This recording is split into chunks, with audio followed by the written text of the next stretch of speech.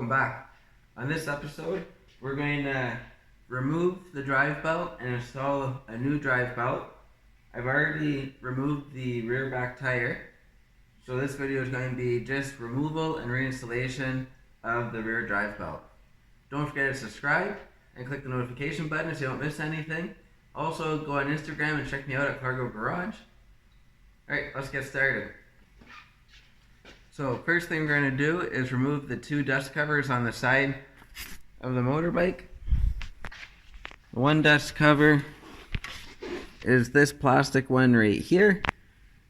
So we're just going to use our screwdriver and pull it out. There's one, and that exposes the nut that holds the swing arm axle in place. And then same thing on the other side. It's right there, and we're just going to use our screwdriver again to pop it out. And there we go.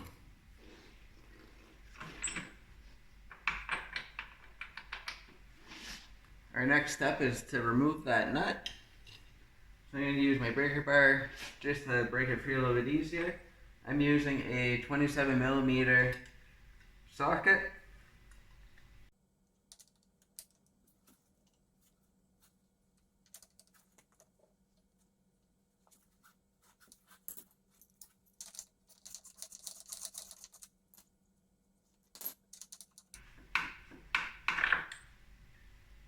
Alright, there's the nut off, and there's a washer in there as well. I'm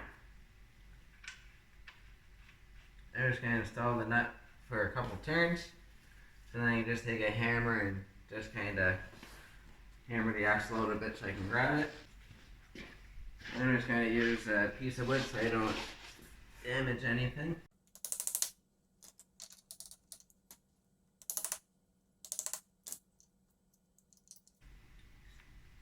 And there's our washer. Now we'll go on the other side and we should be able to pull it out. So I'm just going to use a small pry bar with just a little bit of pressure just to get it moving.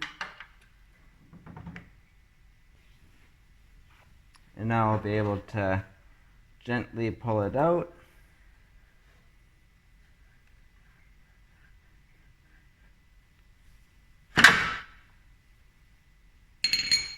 I have my left hand on the swing arm. There's a little bit of tension on it, and now the swing arm should want to just drop right out.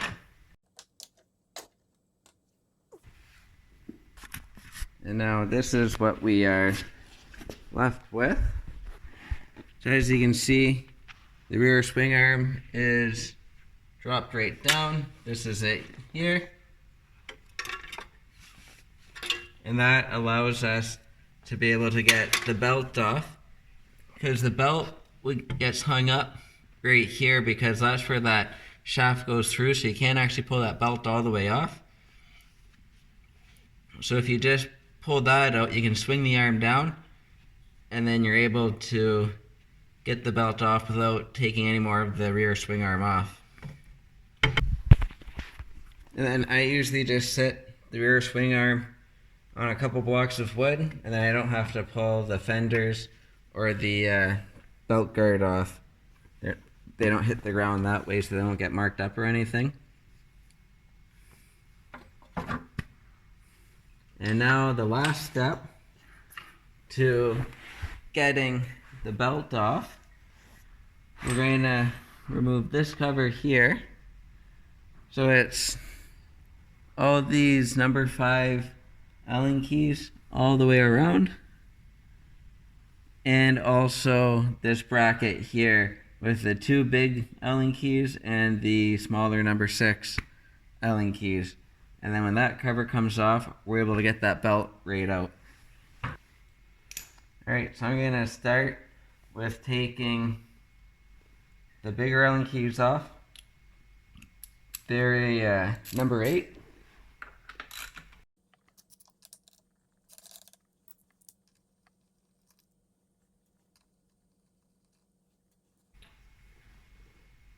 And then we're going to take the number 6 Allen keys off now as well.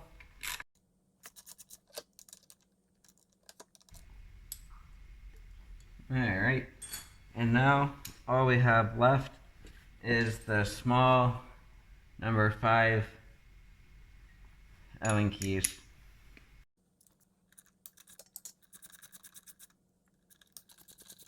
So I usually go around and loosen them all off, and then I'll just pull them all out at the same time. And if I remember correctly, there is no hardware holding on the cover up above here, so you can actually leave your side cover on if you want.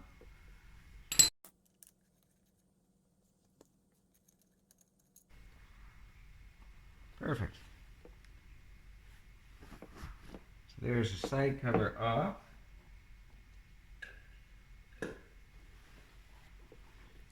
All the bolts holding that side cover on were all the same length, but I still like to lay them out on the ground in the order that they came from, just so I know when I put them back in, they went in the same place. Just something I do, so I just usually lay it out like that.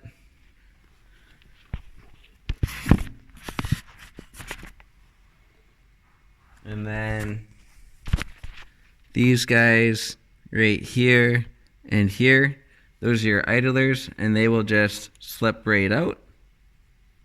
You should be able to pull that dowel right out as well.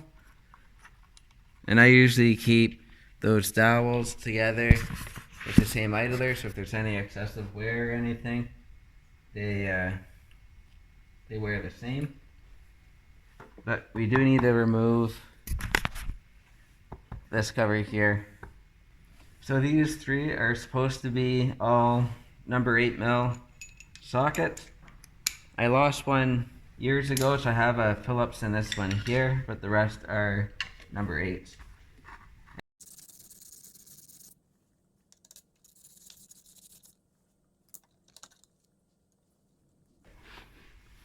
So we can just slip it off like so.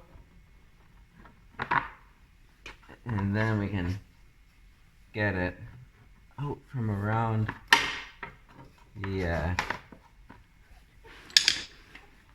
axle.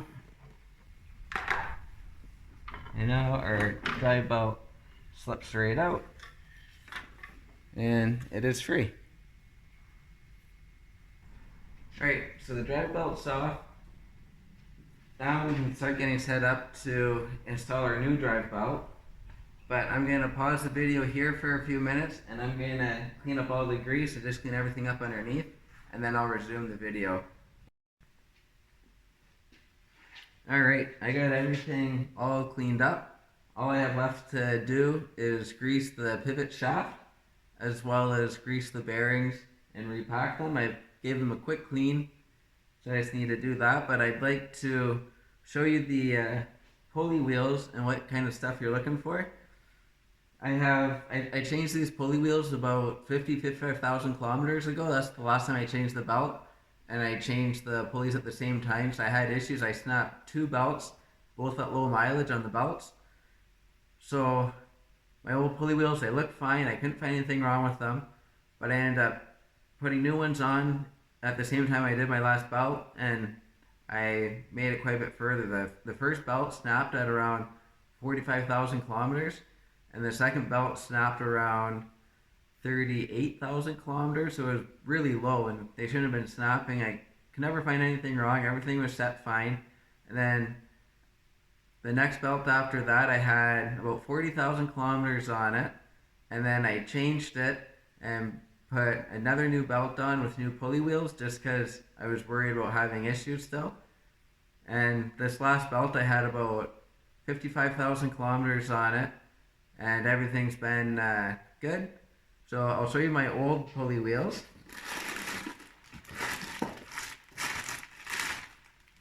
So I was never able to find anything wrong with them, but this is your front, your primary. And when you're going around, you're trying to look to see if there's any damage or any excessive wear on the teeth. And this one, it looks good, but for whatever reason I was snapping belts, so I changed it. but I can never find anything wrong. And if you change the front, you should change the back and vice versa. But they're pretty easy to change. They're just splined in the center, so they slip onto the drive shaft coming out of your transfer case. So it just slips on, and then the nut on it is torqued at 61 foot-pounds. So if you do change it, that's your torque spec. And when I did it, I broke that nut free before I put the bike up in the air or took the tires off. I left the transmission in neutral, and I ended up with the bike on the ground, just stood on the brakes, and then used a breaker bar to break it free. And then I did the same thing when I put it back on. I left the transmission in neutral, and I used my torque wrench to torque it down with my foot on the brake once the back wheel was on, just because I didn't want to have it in gear and force something and break something internally in the gearbox. I thought it was better to put all the strain on the belt and the rear wheel, and it worked fine, and I have almost 60,000 kilometers on it since then. It's been good. So that's your front pulley wheel. But yeah, so you just want to check, make sure there's no grooves, any excessive wear, any burrs or anything. And if you do need to get a new one,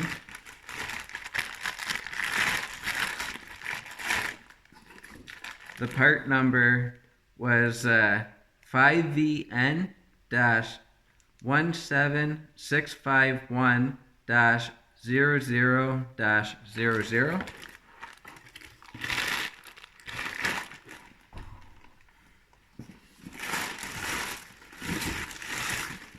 And this is the rear sprocket, or the rear pulley wheel that I pulled off at the same time when I changed that other one. It looked pretty good too. You can see the odd spot where it's kind of worn the center a bit. I think my real issue is that I did a lot of riding on dirt roads, and I think I was getting rocks flying up from the wheels, and I think they're getting caught in the belt and coming around. And I think that was really what was taking up my belts. And there is a little bit of wear and tear on this one. You notice a little bit more to kind of support that theory. But other than some minor wear, I don't think it should have been snapping belts either. But that's what I ended up doing. I ended up changing those in a new belt, and I've been good since. So they do have a front side and a back side. So this goes towards your wheel, and that would be the side that's showing. And your rear nuts holding your rear pulley wheel on, or your nuts holding your rear pulley wheel on, they are torqued at 68 foot-pounds. So it's nothing too crazy. And those you can torque with the wheel on the ground if you're careful. That's what I did. I just kind of held it and torqued it. And the part number for this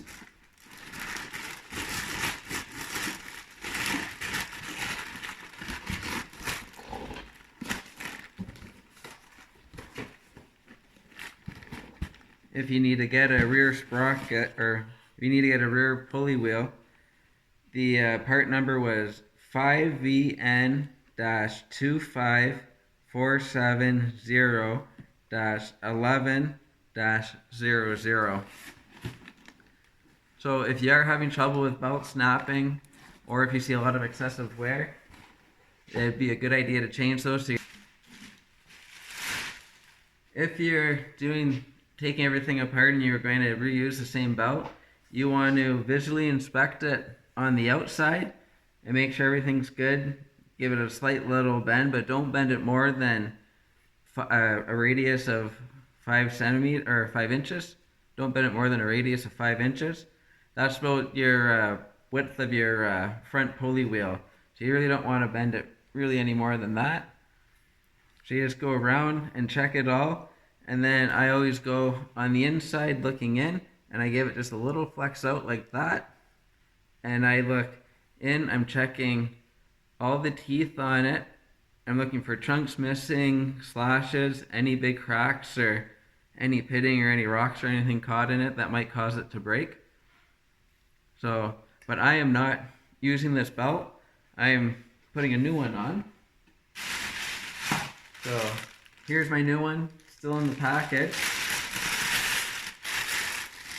Its part number is 5PX-46241-10. I ended up getting a really good deal on a genuine one, but I have bought the new belts off eBay too, and they've been good to me as well. And they're usually a lot cheaper. I was able to get this for the same price as that, so I went that route. And then one thing that I do normally do, I lay the belts on top of each other. And usually it's not in the bag, and I'll stretch it right out and make sure that they're the same. Or I'll pick a spot where there's some writing, and then I'll count myself all the way around, and then count the other one and make sure the same amount of teeth. That's usually the best way to do it, but if you're just trying to do a real quick check, you can just lay them on top of each other and make sure that they're the same length. So now we're gonna start greasing our pivot shaft.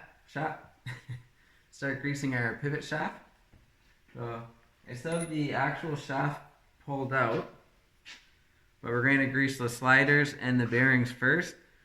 One thing I would like to show, because I don't think I showed it when I took it off, I didn't have a wrench or socket or anything on the back side, just on the kickstand side, the left side.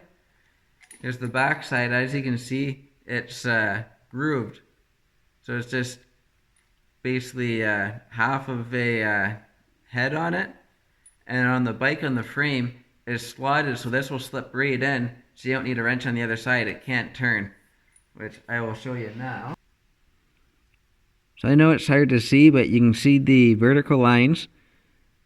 They're up a little bit higher, so that bolt would slip right inside of there, and then you don't have to hold it with a wrench or a socket or anything, which is good. Alright, so we're going to pull the spacer shaft out and the two end caps on the swing arm, and then that will expose the bearings. We want to check and make sure that they feel okay. They're just needle bearings. You want to make sure that all the needles are there, everything's turning freely. Wipe all the old grease out, get as much of it out as you can, and then go with your fingers and try to work and pack fresh grease in.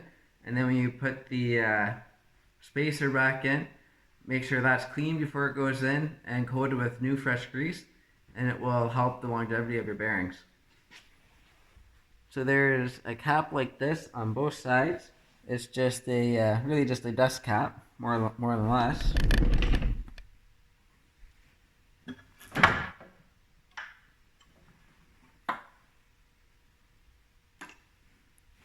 And then I usually just stick my finger from the other side and kind of push it out this way, because there's more working room. You can see that it moves freely, so that's a good sign. I have already kind of cleaned this up quite a bit, but your bearings, they run on this section here on each side, and then this middle section is really just a spacer that the pivot shaft runs through.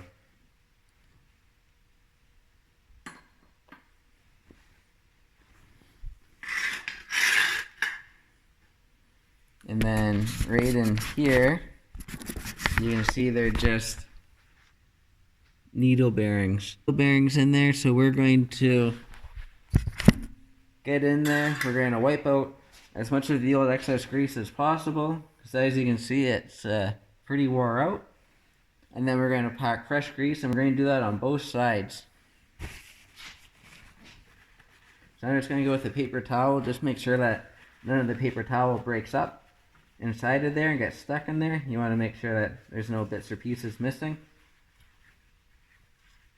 Make sure everything feels good. Make sure there's no missing bearings. When I'm doing it this way, I don't like to spray brake cleaner or anything like that in, because it dissipates all the grease that is in there.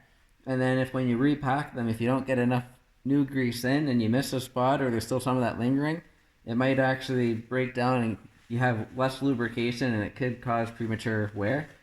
So I usually just try to wipe it out best I can. If I have the bearing pulled right out and I can ensure I can get grease all the way through on all sides and work it in, then I'd be more likely to use some type of cleaner to assist me in getting all the old grease. But I'm just going to get the worst of it out. These really don't move that much, but they will make a difference in your ride, because they're just your movement like this. So they're only ever really moving a little bit at a time. They're not spinning the whole time like your wheel bearings and that kind of stuff.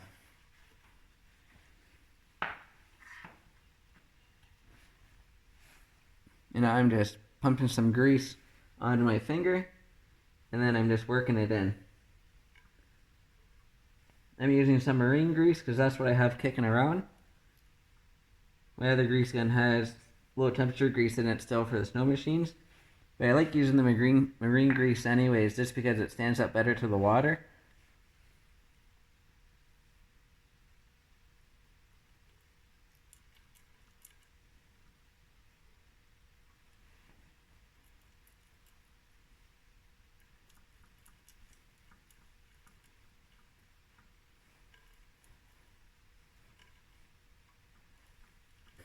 I'm going to go do the other side now. And I'm going to prop this up so I think it makes it a little bit easier. But I just have a block of wood underneath it, so I'm just going to stand it on end just to hold things up a little bit higher so I can reach the other side without taking the back exhaust pipes off.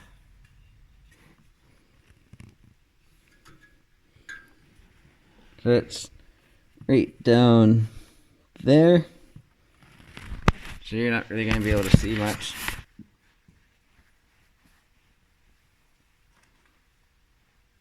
Now we're going to grab our spacer, and we're going to make sure it's all wiped down clean so we can put some fresh grease on that as well. And like I said before, I had already pulled it out once and got the worst of it off, so this will go a little bit quicker while we redo it. So that's why this portion is so clean. You don't actually need any lube in this portion or any grease or anything, but I still grease it anyways, just because I figure it'll help prevent any rust and will give less place for water to collect. If it's packed full of grease, water shouldn't be able to get in there. When we look at it, we want to look at the races where the bearings ride on. You can see just a little bit of pitting there, but you can't feel anything. And then same thing on this side.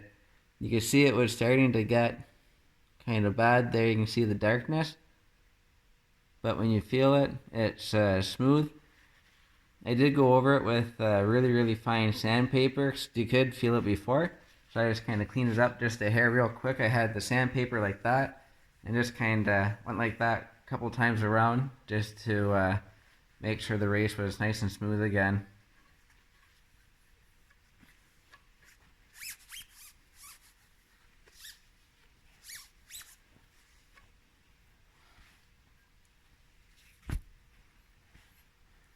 And I always try to keep track of which way it was oriented, whether it was oriented this way or this way.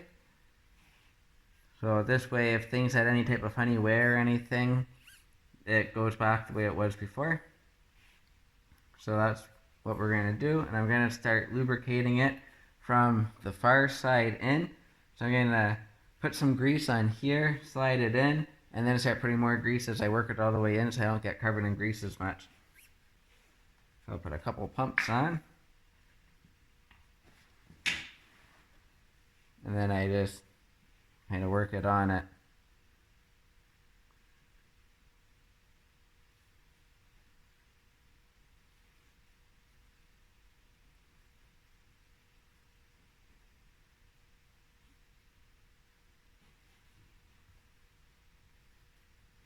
As you can see, I'm doing a generous layer of oil, or a generous layer of grease. So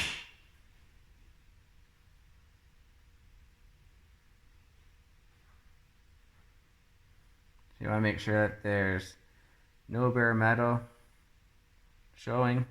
This gives it a nice protective film, especially where the bearing race is. You want to make sure that that's, if anything, excessively covered versus not covered enough. And when you put it in, I usually kind of turn it. Don't force anything. If you have to force it, then things aren't going in the way they're supposed to. you're bumping bearings or something. And a little bit of excess that came out. And I'm reapplying on. Gonna get us a little better lighting.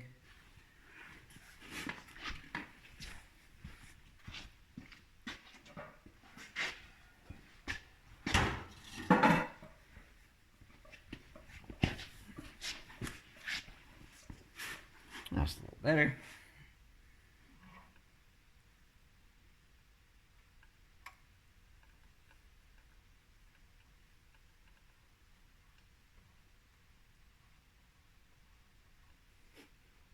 You just keep working it in.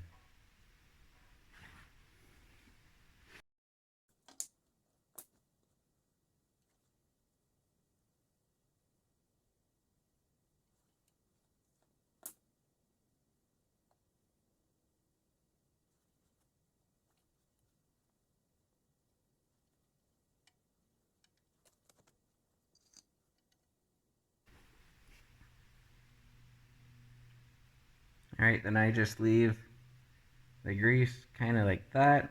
Anything excess I just kind of throw in for when I put the shaft in. It'll just be extra lubrication. And then this is the cap. I use this kind of clean my finger off on it, smear it around a bit, and then that's not very much yet, so I'll just kind of go there, grab a little more.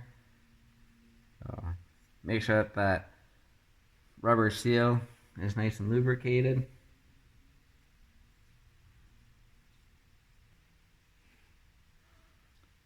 So I'm going to call that good enough, and then it just slips right on.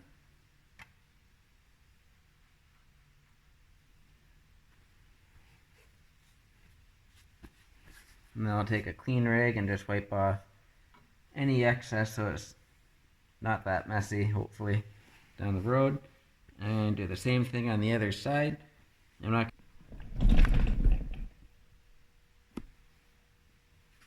Alright, I'm gonna go wash my hands, and then we're ready to throw the belt on. We got everything degreased. You want to try to avoid getting any grease at all on that belt. It will deteriorate it. It'll deteriorate it a little bit faster, and it might also cause it to slip, and it'll also collect dirt, which will add to extra wear and tear and a shorter lifespan of it. So we're going to clean our hands best we can, and then we'll be able to start installing the belt.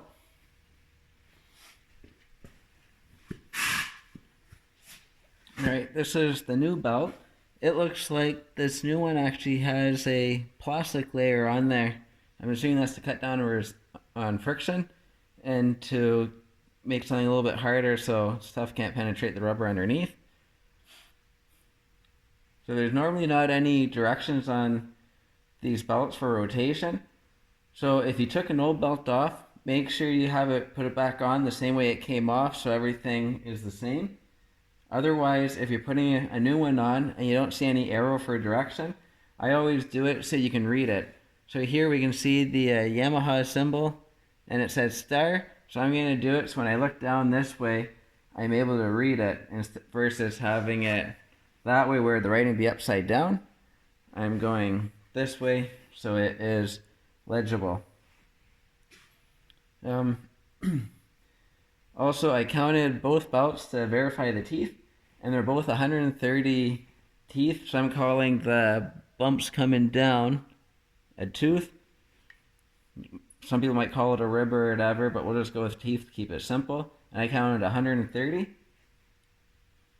and both were the same. I believe the first belt that came off of this bike was 131, and I think this is the same belt that the Warriors run. And they had ended up switching down to the 130 instead of the 131, if I'm correct. But that was a long time ago.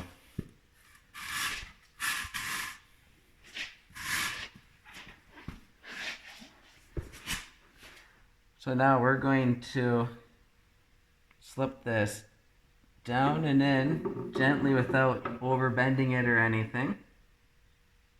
I swept the floor really good before I started doing this, so there should be no crud or anything, so I'm just going to let this part of the belt, just gently slide across the floor. And then we're going to avoid getting any grease on it from our pivot point.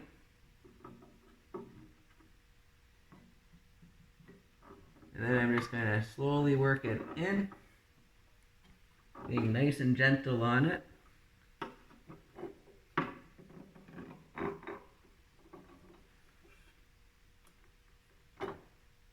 And we'll slip it in. So it should look something like that. So we're around the front pulley. And then we're above where the pivot point is and below where the pivot point is. So now we are ready to slide the swing arm up and into place. So I'm going to get the bolt ready. So we're going to take our nut and washer off, and we're going to keep them on this side. I'm just going to rest on the footrest. I'm going to add some grease to this, but first I'm going to go underneath the bike and push it up into place. And I'm going to watch these caps and make sure that these caps both stay on. So when I'm kind of pushing up, I'm going to be looking in from the back and making sure that I'm not one side or the other. Because right now the only thing holding it on is the shock, which if you wanted to pull the shock out, you'd get to this stage and then up in here, kind of behind your horn, there's one more bolt, and if you take that bolt out, that whole swing arm and shock assembly will pull right out if you're going to change that. So yeah, so I'm going to put just a little bit of grease on here just to get it started, and I'm just going to have it sitting in like that without it poking out of the other side. So when I get it up, then I'm able to start shoving it through. But you have to shove it through from the exhaust side because that's where it's grooved for the head of this bolt to hang on. So you don't need to have a wrench or anything on the other side, which is quite nice.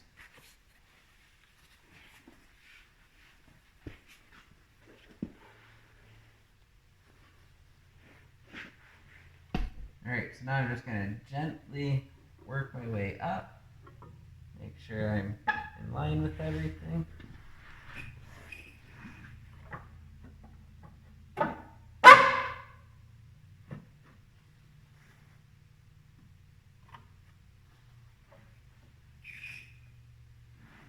And now I'm going to push on the lower part of the swing arm, kind of with my knee up to line up the shaft, and I'm going to push it through from the other side. Move your angles.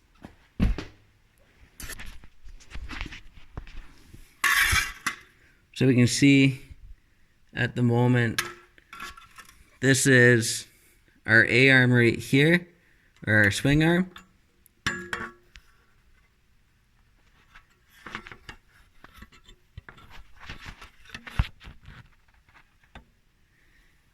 So this is our swing arm, and this is the frame of the bike. So you can see that we're about an inch low. So we're going to go from underneath. There's this part here, is bottom of the swing arm, and we're going to kind of push up on that, and then we're going to push the bolt in from the other side. So I'll give you an angle from the other side so you can see. So right here we can see our bolt sticking out. And when you're doing this stuff, you really want to make sure that your bike is solid on your frame, because if it were to ever fall, especially if it were to fall on you, they're about 800 pounds, and it could kill you or seriously hurt you. So you've always got to be careful and make sure that you're not in a bad situation. I also have a ratchet strap around my motor down to the jack, tightened up to help make sure that things can't shift or slide if I'm working on anything.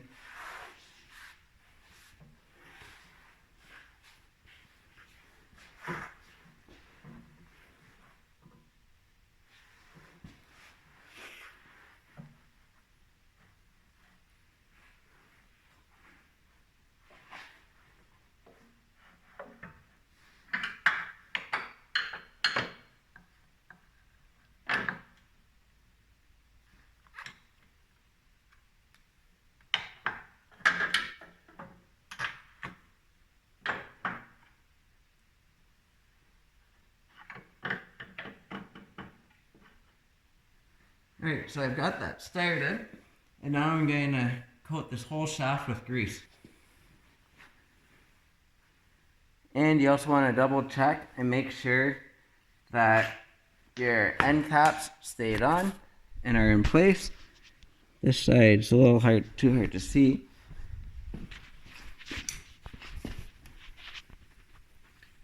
But it should look like that. So you have your swing arm, your dust cap, and then your frame. If that dust cap is missing, you got to drop the arm back down and try again. If you don't have that cap there, dirt and water will get in and destroy it.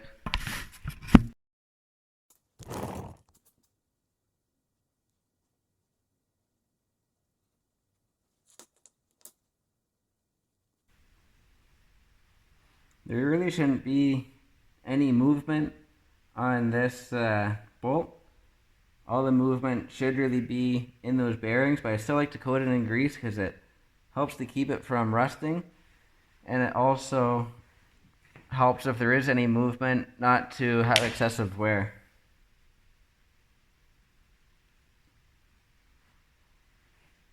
And you also want to, as you start getting close, you want to make sure that this is sitting vertical, because if you have it turned like that, it won't fit into the grooves in the frame, so you won't be able to tighten it. So you have to make sure that it's completely vertical.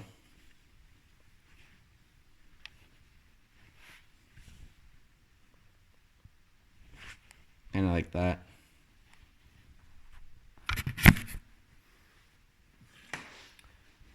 So now I'm just going to kind of turn this all the way in, and at the same time I'm going to take a little bit of weight off the swing arm to make it a little bit easier.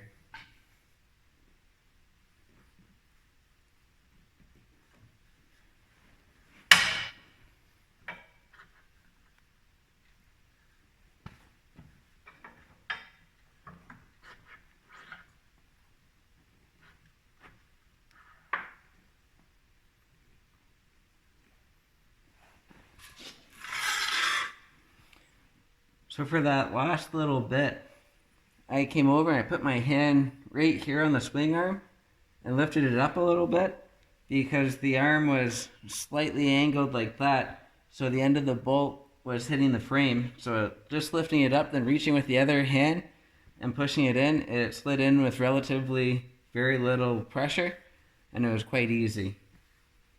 The biggest thing with doing stuff like this is just go slow, take your time. Don't rush it. If you try to rush it, you end up having mistakes or miss something or end up breaking something even. So it's better to just go nice and slow and do it right the first time. Alright, so our next step now, we're going to slip our washer on and then our self-locking nut.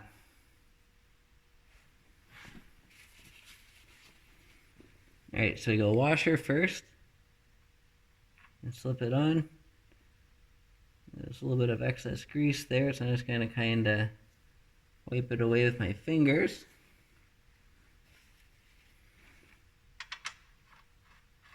And then we'll slip the nut on.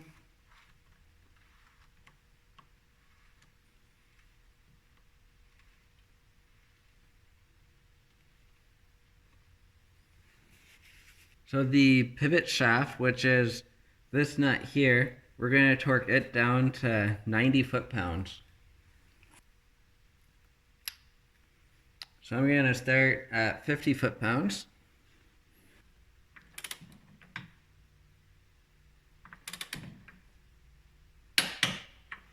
So that was 50. One thing you want to check too, when you start doing it, you want to go on the other side and double check and make sure that that head of that bolt is lined up and in properly. Otherwise it'll spin, and if it's not in the right location, it might give you trouble down the road. So now I'm going to set it to 70 foot-pounds.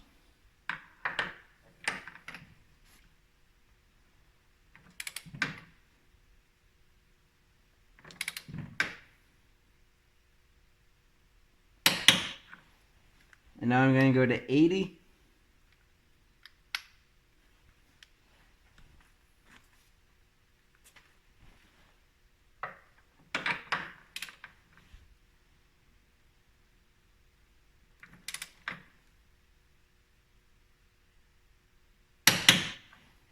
and now 85.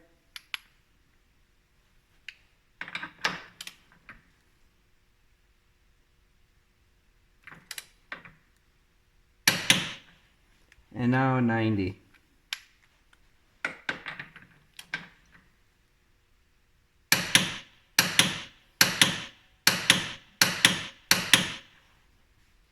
All right. Next thing we're going to do is wipe the excess grease off that's around the hole so it's nice and clean.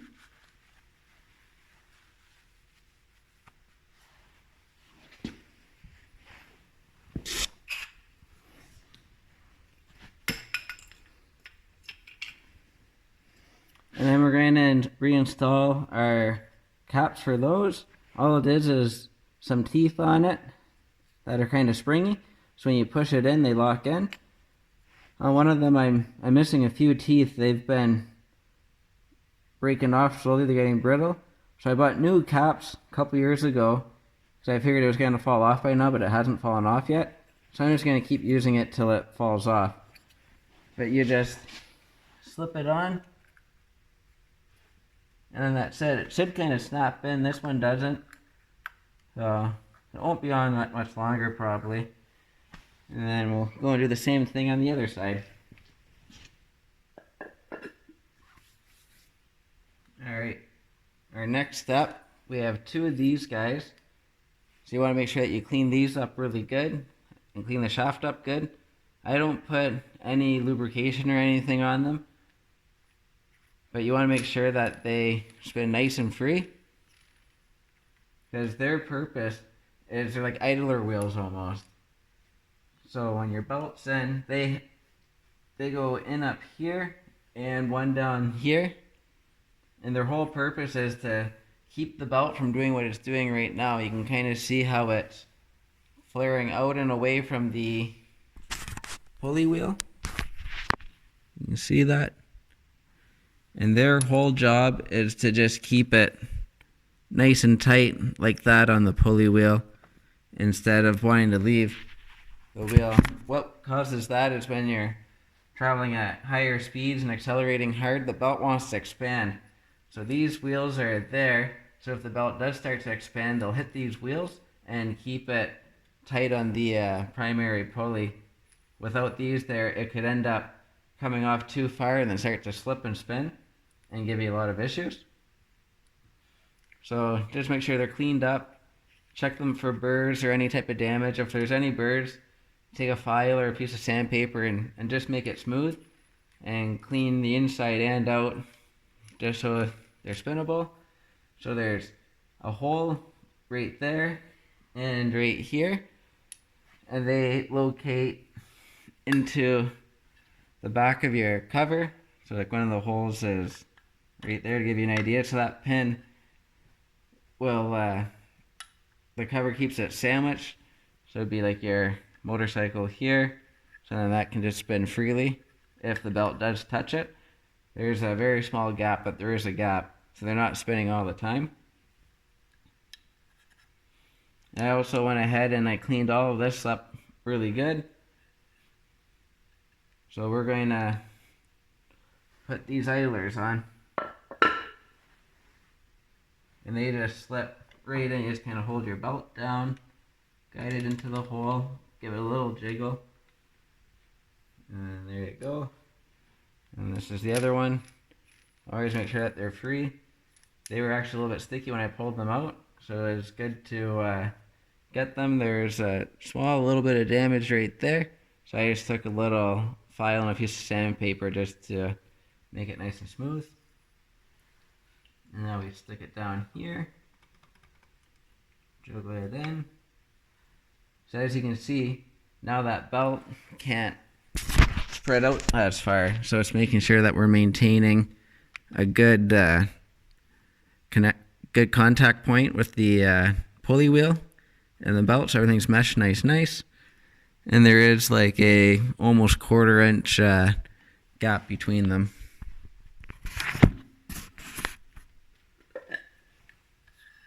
Alright, so now we're going to slip our cover on we're gonna use these two studs with our idlers on them as locating studs, because they'll slip into these two holes here, which will then allow the cover to sit flat, and they're kind of elongated in.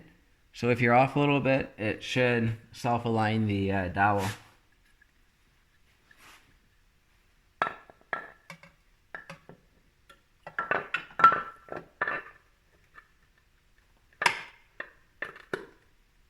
Just like so. You don't want to force it or anything.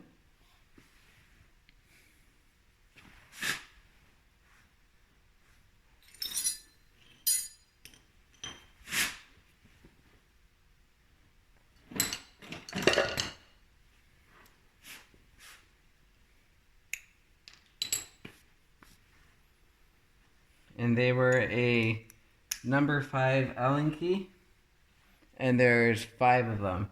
They're all the same length, so the order doesn't matter.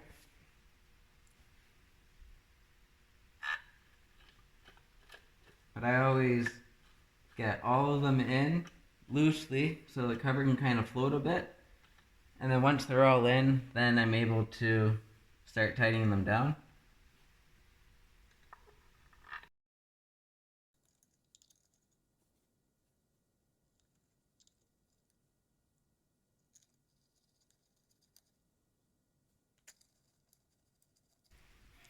And now I'm going to get this bracket here with the 2 other Allen keys on as well. The other bolts on.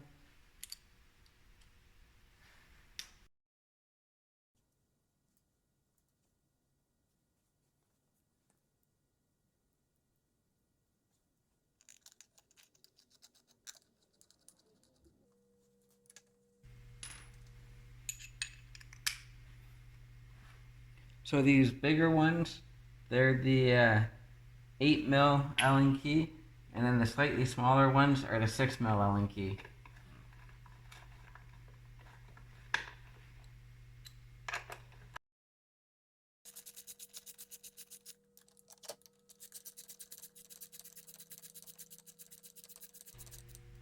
So I'm going to bring everything just up to snug, and then I will start torquing them.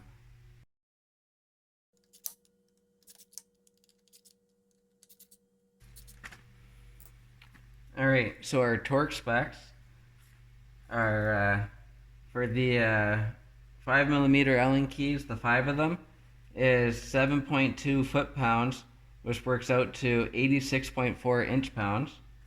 And then the 6mm Allen key, the 2 of them, they are 22 foot-pounds, which works out to 264 inch-pounds. And then the bigger 8mm Allen keys, they are 38 foot-pounds, which works out to 456 inch-pounds.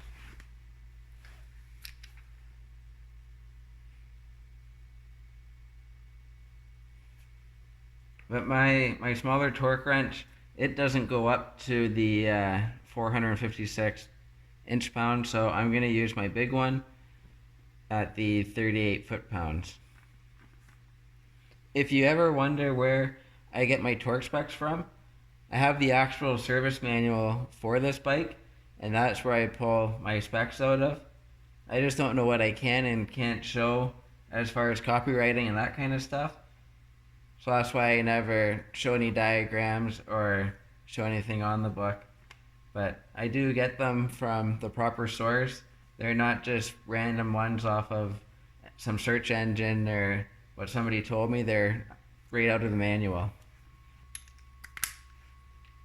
Alright, so I'm going to start with the largest Allen keys first. I'm going to start at 30, and then I'll go 35, and then I'll go to, or I'll go 30 to 34, and then I'll go to 38.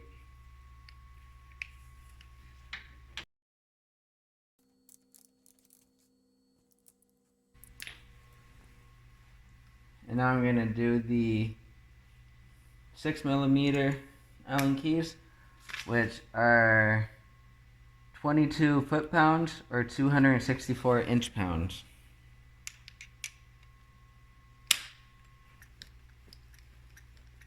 And now we just got to do our last 5mm Allen key ones.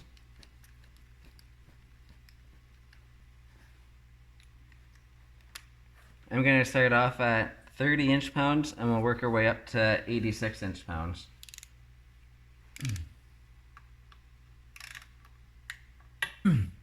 Our last thing to do is to get our belt guard back on. And then we're into reassembling the brakes and the back wheel. But the whole front end's done, belt's on, it's good. So we're almost done. Alright, so we're going to slip the belt guard on. You can do this after the tire's in place, but I find it easier if you do it before the tire's in place because you can come up from the back side a lot easier than trying to get it in. It's a little bit tricky. So both of the bolts in the top, they should have that little collar on them. It's the same thickness as the plastic, and it fits right in the center of the plastic like that. This way when you tighten it down, if you when you torque it, you're not worried about cracking the plastic because you're not actually putting all the pressure on the plastic. It's all sitting on that collar. Where your very bottom one, it doesn't have a collar, it just has a washer because it's just a hole in the frame, which then goes into this threaded clip there, and the frame will just sit between. So if you're wondering if you got your hardware mixed up, that's how you know what goes where. We're just gonna slip this in.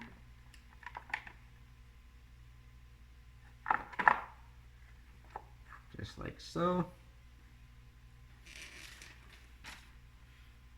And these are 5.1 foot-pounds or 61.2 inch-pounds, if you're wondering. I'm going to put a little bit of Never Seas on these as well, just a dab.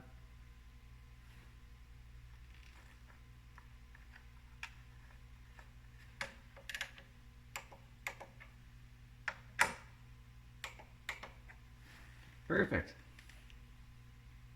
Our belt goes just like that, and our tire goes in place. Another thing I should mention, when you change a belt, you should don't just get on and start hot rodding it right away, because the belt's going to stretch a bit. So usually I'll just kind of start driving fairly normal and easy. I don't really goose it too much, and I let the belt kind of work into the pulleys and to not give it a sudden stretch right away, because the belt is going to stretch a little bit and then you're going to have to go and readjust. So I'll probably do a separate video on just how to adjust your belt, but that'll be once everything's back together, and probably like a week or so after that I'll adjust it. I usually check it after about 500 kilometers. So if you do it at 100, I think it's a little bit too early. So usually I wait till I get 500 or 600 kilometers on the bike after I've changed the belt, and then I'll go back in and check it out and make sure it's adjusted. But I will periodically just kind of check. So you have this little viewing window here, so you can kind of go underneath periodically every time you go for a ride and just see how it's feeling, if it's starting to loosen up or not. And if it feels like it's starting to loosen up before you get to 500 or 600 kilometers, adjust it and then just keep an eye on it again. So I'm going to call this the end of this video. So look for the brakes and for the rear tire installation. Thanks for watching. Don't forget to subscribe and click the notification button, and check me out on Instagram at Clargo Garage. Have a great day.